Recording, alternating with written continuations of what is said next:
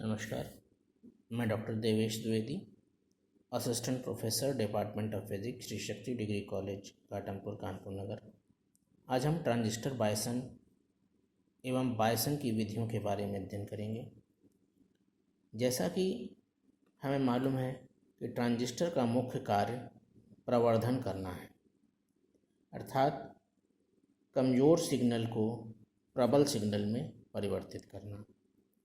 कमज़ोर सिग्नल को ट्रांजिस्टर के आधार में दिया जाता है और संग्राहक परिपथ में प्रबल सिग्नल ले जाया जाता है।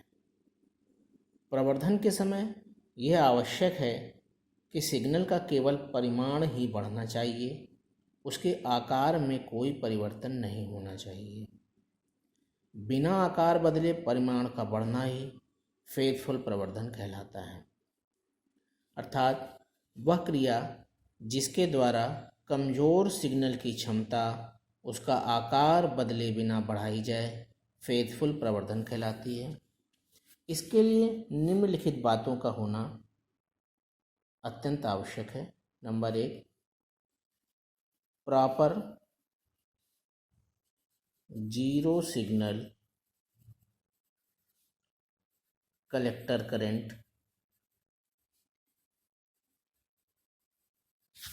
नंबर 2, मिनिमम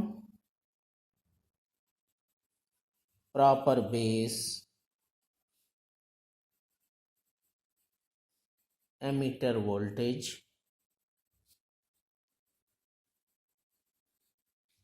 तथा तीसरा महत्वपूर्ण अवयव है maximum proper collector ammeter voltage, minimum proper collector ammeter voltage. Minimum proper collector ammeter voltage.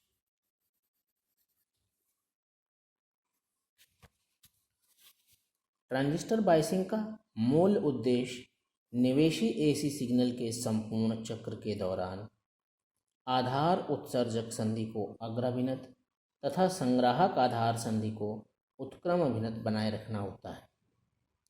अब बात करते हैं ट्रांजिस्टर बायसन की विधियों की।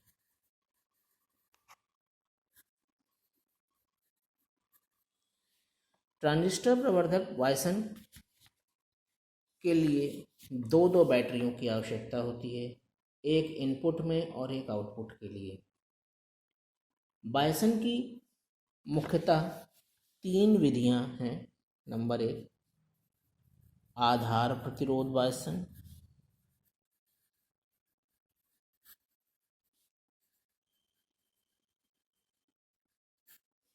नंबर 2,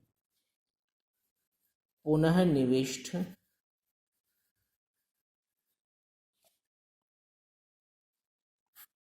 या फीडबैक प्रतिरोध बायसन।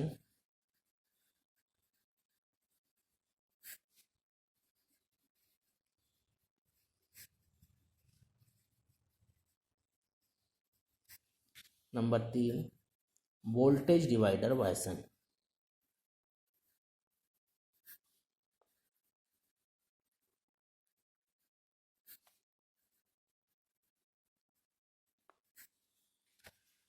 आज हम आधार प्रतिरोध बायसन के बारे में अध्ययन करेंगे।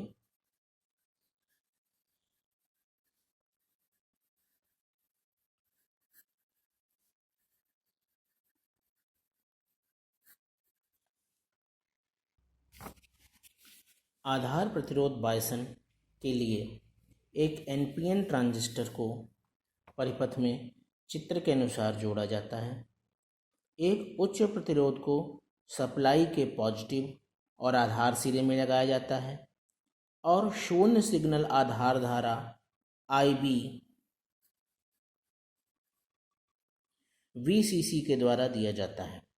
सप्लाई के द्वारा उत्सर्जक की अपेक्षा आधार को अधिक पॉजिटिव रखा जाता है और इस प्रकार आधार उत्सर्जक सदैव अग्रबायसित रहता है। परिपथ में किरचॉफ का वोल्टेज नियम लगाने पर VCC equal to IBRB plus VBE या IBRB equal to VCC minus VBE या RB equal to VCC minus VBE upon IB। इस प्रकार से RB का मान निकाला जा सकता है। क्योंकि VBE बहुत कम मान की होती है तो इसे हटाया भी जा सकता है।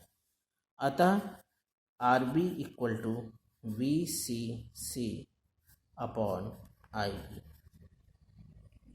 इस विधि के निम्नलिखित लाभ हैं।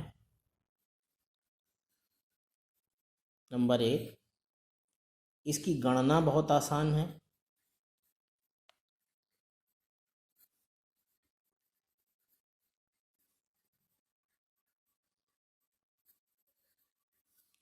नंबर 2, वोल्टेज स्रोत के लिए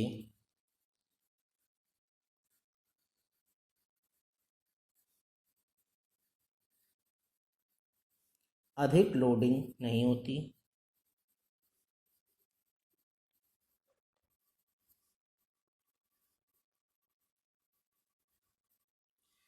लाभ के साथ साथ इसकी कुछ कमियां भी हैं। कमियों में सबसे मुख्य कमी यह है कि इसकी थर्मल स्टेबिलिटी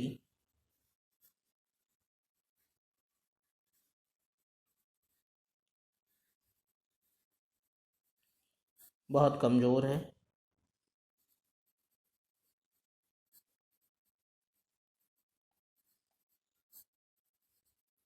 परिपथ शीघ्र ही थर्मल रनवे में जा सकता है। परिपथ शीघ्र ही थर्मल रनवे में जा सकता है। यहाँ IB बराबर IC अपॉन बीटा, अतः बीटा का मान बदलते ही संग्राहक धारा का मान भी बदल जाता है।